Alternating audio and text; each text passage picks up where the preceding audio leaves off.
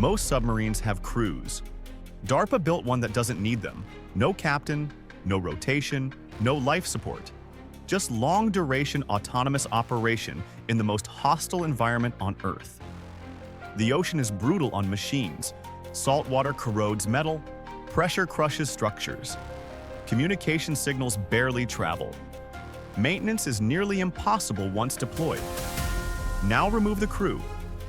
That's the premise behind DARPA's Manta Ray program, a long-endurance autonomous underwater vehicle designed to operate for extended periods without human support. This isn't a small drone. Manta Ray is built for large-scale, long-duration missions where traditional submarines would require constant logistics, fuel, crew support, and surface resupply. The first engineering challenge is pressure.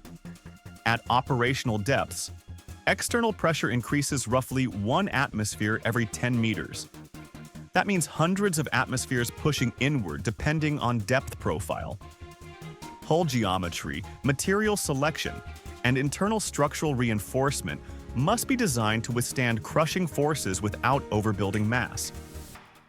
Mass matters because energy matters. Unlike nuclear submarines, Manta Ray doesn't carry a reactor. Endurance relies on highly efficient propulsion systems and energy management. While detailed specifications remain classified, the design emphasizes long-duration loiter capability, implying optimized hydrodynamics and low-power cruising modes. This isn't about speed, it's about persistence. Underwater communication is another constraint. Radio signals don't travel far in seawater. Traditional submarines use extremely low-frequency, ELF, signals or must surface to communicate effectively.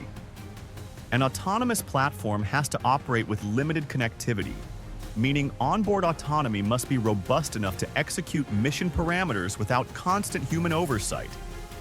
That requires layered autonomy, navigation, obstacle avoidance, mission execution, energy conservation, all functioning in an environment where GPS doesn't exist. Underwater navigation often relies on inertial navigation systems, INS, Doppler velocity logs, DVL, and acoustic positioning. Over long durations, drift error becomes a serious engineering challenge. Precision without surface correction is not trivial. Then there's modularity. Manta Ray is designed with a modular payload architecture, meaning mission packages can be swapped without redesigning the entire platform. Surveillance equipment, sensor arrays, or specialized payloads can be integrated based on mission profile. That modularity is strategic. A persistent underwater platform that can adapt roles without requiring a new vessel changes how naval presence works. It shifts from manpower-intensive deployments to asset-based positioning. But autonomy underwater introduces risk. Unlike aerial drones, retrieval and repair are exponentially harder. A malfunctioning underwater system isn't easily recovered.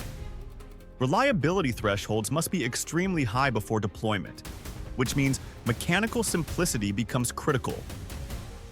Fewer moving parts, redundant systems, fault isolation protocols.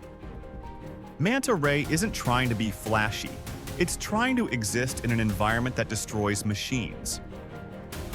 The bigger shift isn't just autonomy, it's duration. A submarine without a crew doesn't need air. It doesn't need food. It doesn't need morale management. It doesn't rotate shifts.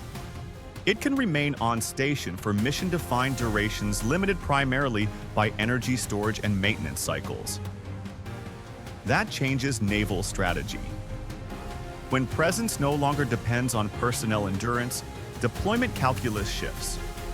For over a century, submarines were defined by the people inside them. Manta Ray removes the people, and once naval platforms stop needing humans to stay submerged, the ocean stops being a temporary theater. It becomes a persistent one.